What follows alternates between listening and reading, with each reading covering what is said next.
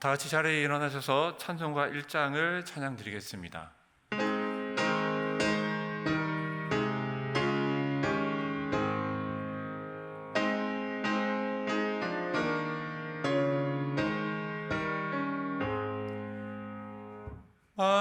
만복의 근원 하나님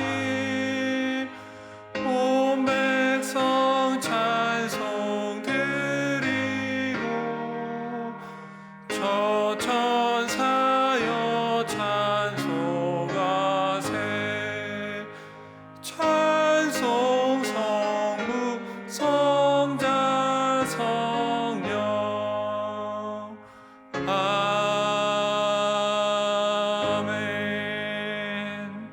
함께 기도하겠습니다. 많은 비와 무더위가 오고 가는 가운데 이렇게 시원하고 평안한 곳, 그리고 하나님을 더욱 깊이 만날 수 있는 성전으로 우리의 발걸음을 인도하심에 감사드립니다. 우리가 주님 앞에 나와 먼저 주님을 찬양하고 경배합니다. 주님, 우리의 마음을 받아주시고 또한 이 시간 주님께서 베풀어 주시는 사랑과 은혜가 이 자리 가운데 그리고 우리 마음 가운데 가득 넘쳐나게 하여 주시옵소서. 많은 비와 무더위 속에서 어려움을 당한 자들을 위로하여 주시고 저들의 삶을 회복시켜 주시옵소서. 우리를 주님의 날개 그늘 아래에서 보호하여 주시고 또한 승리의 어르신들이 오고 가는 모든 길 가운데 함께하여 주시옵소서. 청년부가 몽골 단기 선교를 준비 중에 있습니다. 주님께서 모든 사역을 주관하여 주시고 특별히 이번 선교를 통해 주님의 마음을 깨닫는 귀한 시간이 되게 하여 주시옵소서. 초등부, 소년부, 중등부와 고등부의 여름 성경학교와 수련회를 준비하는 손길을 위해도 주님께서 함께하여 주시옵소서. 이제 말씀을 듣습니다. 먼저 우리 마음에 겸손한 마음을 허락하여 주시고 듣는 마음과 귀를 주셔서 듣고 깨달으며 결단하는 시간이 되게 하여 주시옵소서. 예수님의 이름으로 기도드립니다. 아멘. 다 같이 자리에 앉으셔서 찬송가 263장을 하나님께 찬양 드리겠습니다.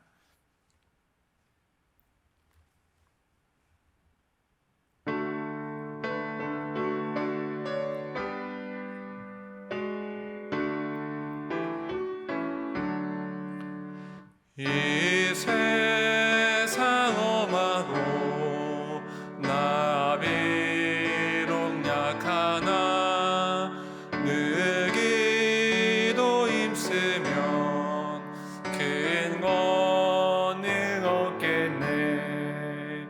주의 은혜로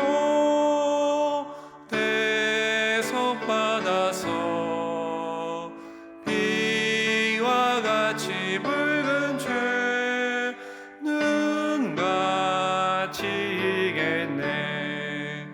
주님의 권능은 한없이 크오니 돌 같은 내 마음 곧 녹여주소서. 주의 은혜로 대속받아서 비와 같이 붉은 죄는 같이 이겠네. 내 마음이 약하여 늘 넘어지오니 주 예수 인주사 구세게 하소서. 주의 은혜로 대속받아서 비와 같이 붉은 죄는 같이 이겠네. 죄 사함 받은 후 새 사람 되어서 주 앞에 서는 날 늘 찬송하겠네. 주의 은혜로 대속받아서 같이 붉은 죄 눈같이 희겠네. 아멘.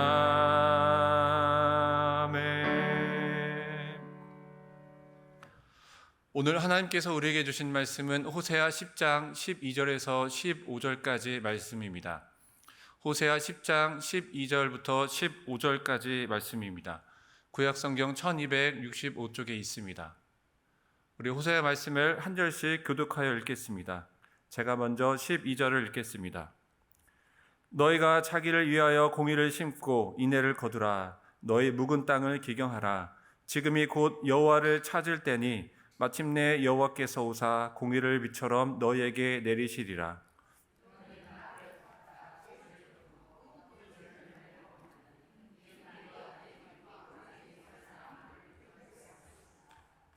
그러므로 너희 백성 중에 요란함이 일어나며 내 산성들이 다 무너지되 살만이 전쟁의 날에 베다벨을 무너뜨린 것 같이 될 것이라.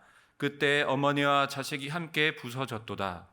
너희의 큰 악으로 말미암아 베델이 이같이 너희에게 행하리니 이스라엘 왕이 새벽에 정령 망하리로다. 아멘.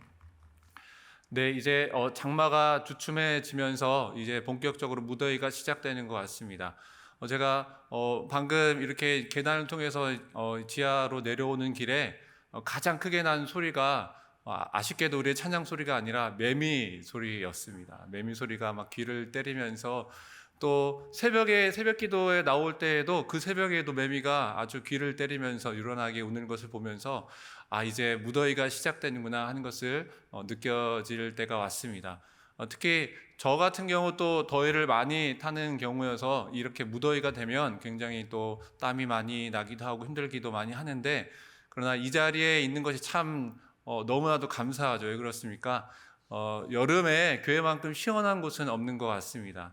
물론 은행도 있고 뭐 편의점도 있고 관공서도 있지만 그곳에 들어가면은 눈치가 보이죠. 오래 앉아 있을 수가 없습니다. 그런데 교회에 오래 앉아 있는다고 누가 뭐라 할 사람도 없고, 오히려 또 이렇게 예배를 통해서 하나님께 더욱더 나아가니 더욱더 귀한 은혜의 시간이 아닌가 생각이 되어집니다. 특별히 오늘 예배를 통해서 마음 안에, 우리 영적 안에 시원한 그 모든 심령을 얻어가시는 우리 귀한 성도님들이 되시기를 간절히 기도하겠습니다. 여러분, 방금 더위를 말씀을 드렸는데요. 무더위 속에서 이제 길을 가시다가 정말 땀이 많이 나고 목이 마른 경우, 목이 마른 경우 여러분들은 어디를 찾아가십니까? 어디 들어가세요? 목이 마르면 어디 가신다고요? 집에. 네, 물론 이제 집에 빨리 가기도 하는데, 이제 정말 목이 말라서 이제 물이 필요할 때는 어디 들어갔습니까? 편의점을 들어가시지 않으신가요? 저만 편의점 가나요? 네, 편의점을 찾게 됩니다. 또는 지난주 날씨와 같이 갑작스럽게 비가 오게 되면 내가 길을 걸어가야 하는데 우산이 필요한데 여러분 어디를 찾아 들어가십니까? 편의점을 찾아 들어갑니다. 물론 지역에 따라 조금 차이는 있겠지만 우리가 살고 있는 이 도심 지역에는 한 블럭 안에 최소한 한 개의 편의점이 존재하고 있습니다. 때로는 편의점이 너무 많아서 작은 길을 사이에 두고 마주보고 있기도 하고, 또 한 건물을 옆에 두고 또 편의점이 그렇게 어깨를 맞이하고 있기도 합니다. 그만큼 길거리에서 쉽게 찾을 수 있는 곳이 편의점이죠. 저도 옛날에는 그렇지 않지만 요즘에 편의점을 좀 종종 이용하는 편입니다. 저는 되게 편의점을 택배를 보내기도 하고, 또 밤이나 또 야간에 급하게 두통이 생겨나거나 약이 필요할 때 편의점을 그렇게 찾아가기도 합니다. 근데 제가 청년의 때를 뒤돌아보면 편의점이 많았지만 편의점을 즐겨 가던 편은 아니었습니다. 왜 그렇죠? 물 한 병을 사기 위해서 편의점을 가면 소위 말하는 비싼 건 아니죠. 왜냐하면 정가를 내야 하기 때문에 그렇습니다. 그래서 청년의 때, 학생 때는 조금 힘들고 더워도 근처 마트나 또 슈퍼마켓을 찾아서 그렇게 물을 구입하곤 했습니다. 근데 제가 이제 30대 전후로 한 몇 년 동안 편의점에서 이제 아르바이트를 한 경험이 있는데, 그때의 경험으로 편의점은 비싸다라는 것이 무참히 깨졌습니다. 여러분, 편의점에서 하는 뭐 2+1 행사나 1+1 행사, 그리고 거기에 더해서 통신사 할인 또는 카드 할인을 받게 되면은 오히려 마트보다 훨씬 더 싼 가격으로, 할인된 가격으로 물이나 음료나 어떤 제품을 구입을 할 수가 있습니다. 그리고 방금 말씀드렸듯이 요즘에 편의점에는 마트에 없는 것들이 참 많이 있죠. 그리고 약을 팔기도 하고, 그리고 택배를 보낼 수 있기도 하고, 그리고 우리가 코로나 시대를 지나면서 편의점을 통해 자가 키트를 구입을 하기도 했습니다. 우리나라에 편의점이 생긴 것은 1982년도라고 합니다. 그때 이제 롯데세븐이라는 편의점이 총 3개가 개점이 되었는데, 그 편의점은 저와 같은 염려를 가진 사람들 때문에 곧 수익을 얻지 못하고 곧 폐점을 했다라고 합니다. 그렇게 이제 폐점이 됐다가 80년 후반에 이제 다시 하나둘씩 생겨나면서 90년도에 어느 유명 드라마에 이 편의점이 등장하면서 이제 젊은 층을 중심으로 이 편의점이 그 붐을 일어나게 되었습니다. 그 숫자가 이제 2000년도에 들어오면서 이제 급격하게 늘어나면서 얼마 전에는, 코로나 시대 이전에는 오히려 너무 많은 편의점이 생겨나서 그렇게 논란이 된 적도 있습니다. 여러분, 근데 우리가 이제 코로나 시대를 지나면서 주변에 뭐 식당이나 혹은 이 오프라인 매장들이 좀 많이 문을 닫았죠. 그런데 여러분, 이 코로나 시대를 지나면서 이 편의점은 문을 많이 닫았을까요? 아니면 늘어났을까요? 늘어났습니다. 그러니까 제가 질문을 드렸죠. 오히려 이 코로나 시대를 지내면서, 그리고 물가가 높게 오르면서 오히려 편의점 업종에게는 오히려 그러한 상황이 오히려 호황이라고 이야기합니다. 그래서 오히려 이 코로나 시대를 지내면서 편의점은 오히려 더 늘어났다라고 합니다. 여러분, 반면에 우리 교회 숫자는 어떻습니까? 우리 교회는 많이 줄었죠. 이 한국교회 개신교는 여러 가지 교단들이 많이 있기 때문에 그 숫자를 정확하게 파악하기는 어려움이 있지만, 2014년도 한 방송사의 뉴스에서 한국교회 개신교의 숫자가 뭐 기도처나 어떤 단체 다 포함해서 대략 7만 8천 개라는 통계를 내놓았습니다. 2014년 당시 통계청의 통계를 보면은 그 당시 편의점 개수가 약 2만 5천 개입니다. 여러분, 그러니까 뭐 교회 헛수를 따져보아도 대략 교회가 그 당시 2014년도에는 편의점보다 약 3배의 숫자가 더 많았습니다.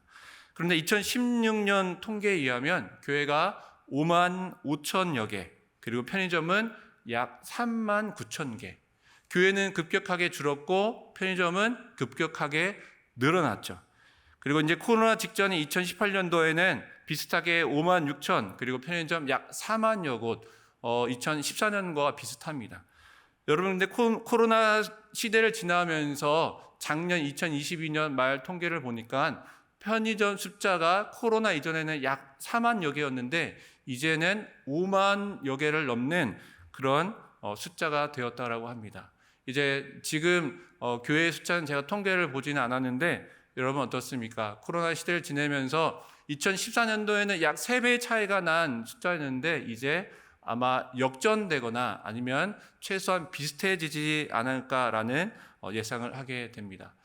교회의 위기를 이야기하는 것은 단순히 이러한 숫자를 이야기하는 숫자 때문만은 아닙니다. 여러분 잘 아시다시피 한국에 있는 종교 중에 여러분 가장 이미지가 나쁜 종교는 어떤 종교일까요? 네, 대답하기 싫으시죠? 네, 뭐 제가 굳이 이것은 통계를 내지 않아도 우리 안타깝게도 개신교가, 교회가 한국 종교 중에 가장 이미지가 나쁜 것이 지금 현실입니다. 근데 그 이유에 대해서 한국 기독교 목회자 협의회에서 발간한 한국 기독교 분석 리포트에서 그 이유에 대해서 분석을 한번 해봤습니다. 그런데 이렇게 교회의 이미지가 좋지 않게 된 그 첫 번째 이유가 약 30%를 차지하고 있는데, 그 이유가 바로 주변 교인들의 언행이라고 이야기합니다. 그리고 그 두 번째 이유가 사실은 첫 번째 이유하고 비슷한 것 같습니다. 교회 지도자의 언행입니다. 그러니까 이 교회 사람들, 그리스도인들, 교인들의 언행으로 인하여서 교회의 이미지가 어떻게 됐다? 나빠졌다라는 비율이 절반이 넘는 비율이 되는 것입니다. 그래서 이 보고서에서 교회 이미지를 개선하기 위해 손꼽은 해결 과제가 첫 번째가 목회자의 사리사욕과 이기심이 무려 33%에 해당합니다. 그리고 두 번째가 자기 교회 중심주의, 세 번째가 타 종교에 대한 배타성, 그리고 네 번째가 양적 팽창과 외향에 너무 치우친다라는 그런 개선 방법이 순위대로 나왔습니다. 여러분, 실제로 우리가 최근을 들어 말씀을 드려도 최근에 여러분 대형교회 세습 혹은 개교의 이기주의, 그리고 교회 지도자들의 막말과 일탈, 심지어는 범죄들을 우리가 많은 뉴스를 통해서 생생하게 경험을 하였습니다. 그런데 우리가 이러한 이유들에 대해서 이렇게 항변할 수 있죠. 어떤 대형교회의 어떤 세습, 어떤 그런 이기주의, 어떤 목회자의 일탈 범죄는 소수에 불과하지 않냐. 우리 대부분의 성도들은 그렇지 않다라고 그렇게 항변을 할 수도 있겠습니다. 그러나 여러분, 이러한 일탈도가, 이러한 범죄들이 일어나는 그것은 교회의 전반적인 그 기본적인 이 베이스의 그 바탕이 그만큼 그 토양이 나빠졌음을 우리는 알 수가 있습니다. 빠르게 변하는 이 세상이 어떻게 되었습니까? 삶이 양극화되었고, 그리고 물질주의, 세속주의, 개인주의, 무한의 경쟁의 사회 속에서 교회가 빛과 소금의 역할을 한 것이 아니라 오히려 이 사회를 주도하는 앞서 말씀드린 양극화, 세속주의, 물질주의, 경쟁주의가 바로 교회 안에도 깊숙하게 자리 잡게 된 것입니다. 여러분, 하나님께서 우리를 택하신 이유가 있습니다. 특별히 하나님께서 먼저 이스라엘 백성을 택하신 이유가 바로 창세기 18장 19절에 기록되어 있는데요. 우리 창세기 18장 19절의 말씀을 우리말 성경으로 함께 봉독해 보겠습니다.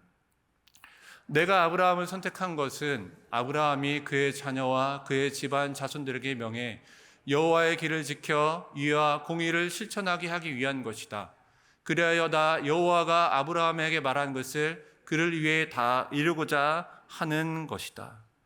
하나님께서 이스라엘 백성을 택하신 것은, 그리고 하나님께서 우리를 그리스도인으로, 그리고 이 땅에 교회 공동체를 세우신 것은 창세기 18장 19절의 말씀과 같이, 그리고 오늘 함께 봉독한 호세아 10장 12절의 말씀과 같이 우리를 통해 이 땅 가운데 공의를 심고 그리고 인애를 거두기 위함인 것입니다. 이 땅이 바로 하나님의 뜻대로 하나님의 계획대로 운행하기 위한 하나님의 놀라운 계획이 우리 가운데, 그리고 우리를 택하신 그 계획 가운데 담겨져 있는 것입니다. 그러므로 우리는, 하나님의 백성은 공의를 심고 인애에 맞는, 사랑에 맞는 열매를 거두어 들어야 합니다. 여러분, 공의를 심고 사랑의 열매를 거두는 것은 오늘 호세아 10장 12절의 말씀과 같이 여러분, 누구를 위한 것입니까? 자기를 위한 것이죠. 나를 위한 것이죠. 그렇게 이 땅 가운데 공의를 심고 인애의 열매를 맺는 것은 하나님을 위한 것이 아니라 바로 우리를 위한 것입니다.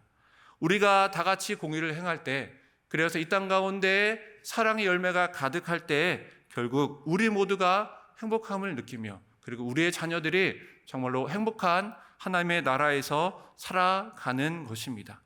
하나님께서 이스라엘 백성을 선택하신 것은 그 백성을 통해서 이 세계가 공의로운 하나님의 나라로 만들어가기 위한 것이었습니다. 그래서 가장 작은 부족이었던 아브라함을 선택하셨고, 그리고 노예였던 그들을 구원하셔서, 그리고 가난했던 그들을 바로 젖과 꿀이 흐르는 가나안 땅에 정착하게 하셨습니다. 원래 이스라엘 백성은 양과 염소를 치며 기르는 목축업을 하면서 오랜 기간 동안 노예 생활을 했죠. 그렇게 가난한 생활을 했습니다. 그러나 하나님께 선택받은 이스라엘 백성은 하나님의 은혜로 비옥한 땅에 정착하게 되었습니다. 이제 그들은 목축업을 벗어나 이제 농경 생활을 시작하게 되었습니다. 이제 점차 그들은 먹을 것을 쌓게 되었고, 그리고 그들은 농경 생활을 시작하면서 삶이 이전보다 풍요로운 삶을 살게 되었습니다. 오늘 말씀과 같이 열매가 주렁주렁 열리는 포도나무와 같은 풍성한 삶을 누렸습니다. 그런데 그 이스라엘 백성에게 오히려 그 풍요로움이, 하나님께서 베풀어 주신 그 은혜가 오히려 그들에게는 걸림돌이 되었습니다. 당장 먹을 양식이 없었을 때에는 그들이 물론 부족함에도 있었지만은 하나님을 의지하고 하나님을 섬기는 삶을 살았지만, 이제 먹고 살만하니 풍요로운 삶 그 자체가 그들의 목적이 되었습니다. 그래서 그들은 풍요의 신인 바알을 섬기고, 그리고 풍요의 문화인 가나안 문화를 따라가기 시작한 것입니다. 특히 예언자 호세아가 활동했던 이 북이스라엘은 초대 여로보암 왕으로 시작하여서 철저하게 악의 길을 걸어갔습니다. 여로보암 왕은 베델과 단에 금송아지를 세워 섬겼고, 그리고 레위 자손이 아닌 보통 백성을 제사장으로 삼고, 그리고 그들 마음대로 정한 절기를 지키며, 그리고 그들 스스로 세운 송아지에게 제사를 드렸습니다.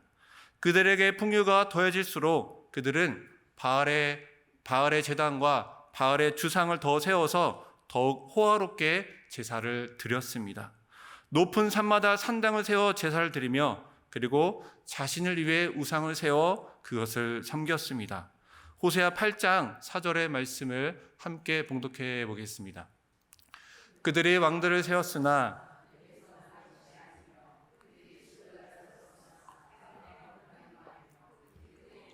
은금을 자기를 위하여 우상을 만들었으나 결국은 파괴되고 말리라. 여러분, 그들이 그 우상을 세운 것은, 제단을 세운 것은 그 자신을 위해서 세운 것입니다. 물론 그들이 우상 숭배를 열심히 했지만 하나님을 버린 것은 아닙니다. 나름대로 그들 자신의 방법대로 제사를 드리고, 그리고 절기를 지켰습니다. 그러나 그들이 하나님께 드린 제사와 절기는 하나님께서 말씀하신 방법이 아니었습니다. 자신들의 편의대로 만든 예배 형식과, 그리고 전혀 다른, 하나님이 가르쳐 주신 전혀 다른 예배 형식 가운데, 그리고 잘못된 내용으로 하나님을 섬겼습니다. 예배의 중심이 하나님 경외가 아니라, 하나님 경배가 아니라 바로 탐욕이었습니다. 하나님을 경배하지 않고, 하나님을 찬양하지 않고 그들은 자신의 평안과 풍요를 구했습니다. 겉으로는 하나님을 따르는 것 같았지만, 겉으로는 하나님을 경배하는 것 같았지만, 실상은 그들의 삶 가운데서는 바알의 신앙을 따르며 풍요에 기반한 가나안의 타락한 문화를 쫓아갔습니다. 그래서 호세아 선지자는, 하나님께서 호세아 선지자를 통해서 이렇게 말씀하십니다. 호세아 6장 6절입니다. 나는 인애를 원하고 제사를 원하지 아니하며 번제보다 하나님을 아는 것을 원하노라. 그들의 잘못된 신앙은 그들의 삶 가운데서도 그대로 드러났습니다. 우리가 좀 전에 읽은 호세아 8장 4절의 말씀과 같이 북이스라엘 백성들은 하나님께서 원하지 않은 그들의 왕들을 스스로 세웠습니다. 그리고 그렇게 세워진 왕들은 하나님을 쫓아간 것이 아니라 힘과 권력과 탐욕을 쫓는 그런 왕들이었습니다. 그 북이스라엘들의 19명의 왕들 중에서 단 한 명의 왕도, 하나님 보시기에 합당한 왕은 단 한 명도 없었습니다. 모든 왕들은 반역과 왕위 찬탈이 계속되는 가운데 무려 19명의 왕들 중에 12명의 왕들은 살해당하거나, 혹은 전쟁에서 죽임을 당하거나, 혹은 자살을 하게 되는 비참한 최후를 맞이하게 됩니다. 그들은 강대국의 틈 속에서 아수르를 찾아가기도 하고, 또는 애굽 왕에 위지하기도 했습니다. 강력한 힘과 권세에 대한 그들의 갈망은 결국 그들의 백성을 압제하면서 그 북이스라엘 땅은 저주와 속임, 그리고 살인과 도둑질, 간음과 노략질, 그리고 폭력이 가득하게 된 그런 악한 땅이 되었습니다. 제사장들은 자신들의 지위를 이용하여 자신의 부를 축적했고, 그리고 지도자는 백성을 억압하며 나그네를 핍박했습니다. 부자들은 더욱더 부자가 되었고, 그리고 가난한 이들은 더욱 가난해졌습니다.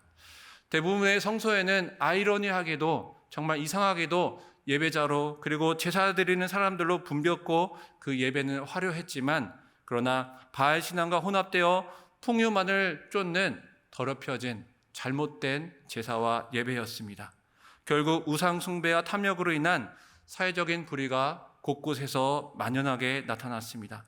계속되는 하나님의 경고에도 불구하고 북이스라엘 백성들은 그 악행을 멈추지 않았습니다. 오늘의 본문 13절입니다. 우리 13절의 말씀을 함께 몽독해 보겠습니다. 너희는 악을 바꿔라 죄를 거들고 거짓 열매를 먹었나니 이는 내가 내 길과 내 용사의 많음을 유래하였습니다. 여러분, 이 13절의 말씀을 한마디로 정의하면 뿌린 대로 거두리라입니다. 뿌린 대로 거두리라.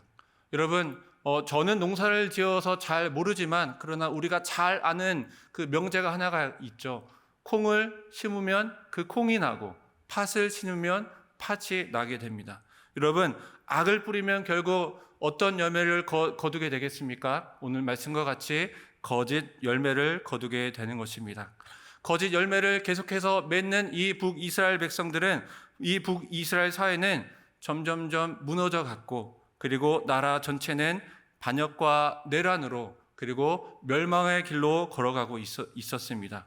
마침내 아수르의 왕 살마네셀이 사마리아 성을 포위하면서 호세아 선지자는 오늘 10장의 말씀에서 점점 더 강하게 그리고 구체적으로 이 북이스라엘의 멸망을 예언하고 있는 것입니다.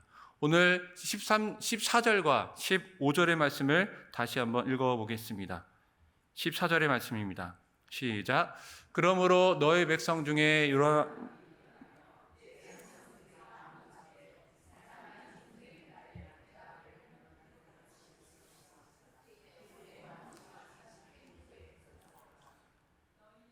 네, 15절입니다. 너희의 큰 악으로 말미암아 베델이 이같이 너희에게 행하리니 이스라엘 왕이 새벽에 정령 망하리라. 여러분, 너무나도 짧은 말씀이지만 너무나도 엄중한 하나님의 경고의 말씀이 오늘 14절, 15절 가운데 담겨져 있습니다. 어머니와 자식이 함께 부서질 너무나도 엄중한 경고가 오늘 말씀에 기록되어 있죠. 그런데 하나님께서는 이 엄중한 경고의 말씀 속에 꼭 잊지 않는 말씀이 있습니다. 어떤 말씀입니까? 바로 회복의 말씀, 구원의 말씀입니다. 오늘 12절을 다시 한번 봉독하겠습니다. 너희가 자기를 위하여 공의를 심고 인애를 거두라. 너희 묵은 땅을 기경하라. 지금이 곧 여호와를 찾을 때니 마침내 여호와께서 오사 공의를 비처럼 너희에게 내리시리라. 우리가 많은 예언서, 특히 소예언서를 읽다 보면은 하나님의 너무나도 또 엄중한 경고의 말씀이 들려옵니다. 그런데 이 엄중한 경고의 말씀은 그 경고의 말씀의 목적을 두는 것이 아니라 바로 오늘 12절과 같이 그 백성이 하나님의 그 엄중한 경고의 말씀을 듣고 다시 돌아오라는 그 회복과 구원과 사랑의 말씀이 함께 담겨져 있는 것입니다. 부모가 그 자식을 엄히 그 책짓질하고 엄벌할 때에 그 자식이 잘못되리라고 말씀하시는 그 부모는 한 명도 없죠. 그 마음이 바로 하나님의 마음 가운데 담겨져 있는 것입니다. 특별히 오늘 심고 거두라 그리고 기경하라, 오늘 이 세 가지의 명령문은 모두 농사와 관련된 그런 표현입니다. 여러분, 농사꾼이 땅을 그 씨를 뿌리기 전에 묵은 땅을 먼저 갈아 엎어야 합니다. 묵은 땅은 오랫동안 농경하지 않아, 오랫동안 기경하지 않아서 딱딱하게 굳은 땅을 가리키는데, 오늘 땅은 사람의 마음을 상징적으로 표현하고 있습니다. 그래서 묵은 땅, 오늘 12절에 나오는 묵은 땅은 북이스라엘 백성들의 그 강팍한 그리고 딱딱하게 굳은 교만한 마음의 상태를 표현하고 있습니다. 여러분, 그 땅 가운데 아무리 좋은 씨앗을 뿌려도 묵은 땅, 딱딱한 땅은 절대 열매를 맺을 수가 없습니다. 마찬가지로 우리 마음 가운데 강팍한 마음이 있으면, 우리 마음 가운데 교만한 마음이 있으면, 우리 마음 가운데 아무리 좋은 말씀이 들려져도 그 마음 가운데 열매를 맺을 수 없을 뿐만이 아니라 단 한 줄기의 줄기도 싹을 틔울 수가 없는 것입니다. 여러분, 오늘 어떤 마음으로 이 자리에 오셨습니까? 저도 지난주 주일 말씀을 들으면서 또 많은 또 회개와 또 많은 생각을 하게 되었는데, 우리가 예배 자리에 올 때 우리의 마음이 어떤 마음에 있는지, 그리고 진정 하나님께서 받아주시는 그 예배가 무엇인지, 특별히 지난주 말씀과 연관되어서 오늘 호세아 말씀을 통해서 정말 우리에게 하나님께서 원하시는 그 마음이 무엇인지 한번 깊게 알아가는 귀한 시간이 되시길 간절히 기도드리겠습니다. 여러분, 하나님께서 원하시는 우리의 마음은 바로 완악하고 교만한 마음을 깨뜨려 전적으로 하나님께 순종하고 전적으로 하나님께 엎드리는 마음입니다. 그래서 비로소 씨를 뿌릴 수 있는 옥토밭, 그래서 나를 통해 일할 수 있는 삶의 모습이 준비되는 것입니다. 그런 이후에 우리는 그 완악한 마음이 경작된 그 마음 가운데 이제 공의를 심어야 합니다. 오늘 말씀 가운데 공의에 해당하는 단어는 완전히 이루신 하나님의 성품이 담겨져 있습니다. 먼저 하나님과의 관계가 바르게 세워져 있는 상태에서 다른 사람과도 위롭고 진실한 관계를 맺으며 살아가는 것을 의미하는 그 단어가 바로 오늘 공의의 단어입니다. 또한 인에 해당하는 단어는 하나님께서 자기 백성들에게 베푸시는 한결같은 사랑과 은혜를 의미합니다. 하나님께서는 우리가 위를 행하면 하나님께서는 반드시 우리의 그 위로운 행위에 대해 사랑과 은혜로 베풀어 주십니다. 하나님께서는 작은 자 한 사람에게 생수 한 그릇을 주는 자에게는 하나님께서는 결코 잊지 않으시고 그리고 상을 베풀어 주십니다. 때로는 나의 이 작은 선한 행위가 어떤 영향을 끼칠 수 있을까 염려할 때도 있지만 그러나 우리가 고민할 필요가 없습니다. 우리가 좋은 밭에 순종하는 마음에 우리가 선한 행위의 씨앗을 뿌리면 그 밭은 우리의 수고를 배신하지 않고 30배, 60배 그리고 하나님께서는 100배의 놀라운 결실을 우리를 통해 거두게 하실 것입니다. 우리가 우리의 삶을 통해 공의의 씨앗을 뿌리면 하나님께서는 반드시 우리의 삶을 통해 인애의 열매, 사랑의 열매를 거두게 하실 것입니다. 그렇기 때문에 우리는 부지런히 하나님의 마음으로 선을 베풀고 위를 행해야 하는 것입니다. 여러분, 근데 농사에 있어서 중요한 것이 있죠. 저도 사실 농사를 짓지 않아서 잘 모르지만 농사에 있어서 가장 중요한 것은 또 무엇입니까? 때가 중요하죠. 때가 중요합니다. 어떤 씨앗을 뿌릴 때가 있고 또는 어떨 때는 땅을 기경할 때가 있습니다. 그 때를 놓치게 되면 모든 수고가 물거품이 되는 것입니다.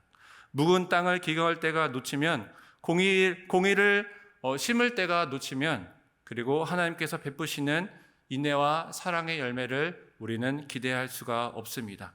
특별히 오늘 말씀은 지금이 곧 여호와를 찾을 때라고 합니다.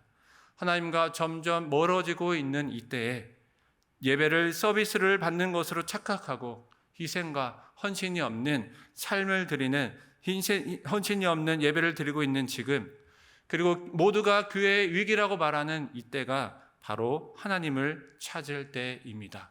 우리가 하나님을 찾을 때에 하나님께서는 완악하고 죄악된 우리의 마음을 새롭게 그리고 하나님께서는 선하게 변화시켜 주실 것입니다.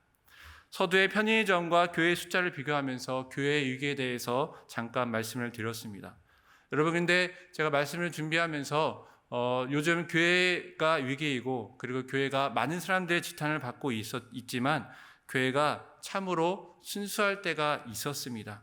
냉난방 시설이 없어도 그리고 수십 미터나 떨어져 있는 그런 위치에 떨어져 있어도 그리고 비바람을 온전히 막아줄 시설이 없어도 서로 섬기고 나누며 한 영혼을 진심으로 사랑하던 그때가 있었습니다.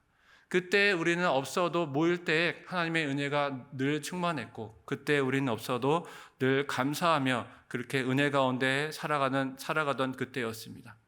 그래서 하나님께서는 우리에게 사랑과 은혜를 베풀어 주셔서 믿는 자들이 날로 더하여졌고 그리고 그때에는 우리가 먹을 것을 걱정해야 할 정도로 가난했지만 지금은 이제는 먹을 것을 걱정하지 않을 정도로 우리는 풍요로운 삶을 살게 되었습니다. 마찬가지입니다. 이스라엘 백성들도 처음에는 순수했습니다. 그들이 하나님께 선택을 받은 것은 그들에게 어떤 뛰어난 능력이 있어서가 아니라 그들에게 어떤 특별한 능력을 갖춰서가 아니라 바로 하나님의 언약 가운데 있었기 때문에 그리고 하나님을 신뢰하며 하나님의 말씀대로 살아가기를 약속했기 때문입니다. 그런데 그들은 오늘날 한국교회는 하나님께서 베풀어 주신 그 풍요로움 속에서 이전의 순수성을 잃어버리고 교만해졌습니다. 교만에 빠진 그들과 우리는 스스로 아수르 군대를 대항할 수 있을 것이라고, 스스로 잘 할 수 있을 것이라는 교만이라는 큰 착각에 빠졌습니다. 가인과 같이 하나님을 떠나 오로지 자기의 길로 행하였습니다. 성을 쌓고 무기를 만들고 노래를 짓는 등 나름대로의 자기의 수고를 하며 열매를 맺었지만, 그러나 결국 하나님의 사랑이 담긴 경고의 말씀에 그는 분을 내며 도리어 분을 참지 못하고 동생 아벨을 죽이게 됩니다. 여러분, 이 사건은 가인이 얼마나 평소에 하나님을 무시하며 하나님과 무관한 삶을 살았는지 단편적으로 보여주는 사건입니다. 그가 얼마나 하나님을 무시하며 자기 방법대로 살았는지, 그가 나름의 재물을 가지고 하나님께 나와 예배 드렸지만, 그러나 하나님께서는 마지막으로 그 가인과 그 재물을 받지 않아 주셨습니다. 갈라디아서 5장 말씀에서는 사도 바울은 하나님을 따라 사는 삶과 육체의 욕심을 따라 사는 삶을 극명하게 비교하고 있습니다. 그러면서 육체를 따라 사는 삶이 낳게 되는 행위를 통하여서 결국에는 하나님의 왕국에 쫓겨나가게 될 것이라는 그런 경고의 말씀을 갈라디아서 5장 19절과 21절 말씀을 통해서 우리에게 하고 있습니다. 우리 갈라디아서 5장의 말씀을 함께 봉독해 보겠습니다. 육체의 일은 분명하니 곧 음행과 더러운 것과 호색과 우상 숭배와 주술과 원수 맺는 것과 분쟁과 시기와 분냄과 당 짓는 것과 분열함과 이단과 투기와 술 취함과 방탕함과 또 그와 같은 것들이라. 이전 너희에게 경계한 것 같이 경계하노니 이런 일을 하는 자들은 하나님의 나라를 유업으로 받지 못할 것이요, 반면에 하나님을 따라 사는 삶은 다음과 같은 성령의 열매를 맺게 됩니다. 22절과 23절입니다. 오직 성령의 열매는 사랑과 희락과 화평과 오래 참음과 자비와 양성과 충성과 온유와 절제니 이 같은 것을 금지할 법이 없느니라. 여러분, 여러분의 삶 가운데는 어떤 열매를 맺고 있습니까? 여러분, 그러나 우리의 마음으로는 원하지만, 우리의 마음으로는 정말 하나님을 섬기기를 바라지만, 그러나 우리의 육신이 약하여서 우리는 곧잘 유혹에, 그리고 육신의 그 탐욕에 빠지게 됩니다. 사도 바울도 로마서 7장에서는 마음으로는 하나님의 법을, 그러나 육신으로는 죄의 법을 섬긴다라고 고백하고 있습니다.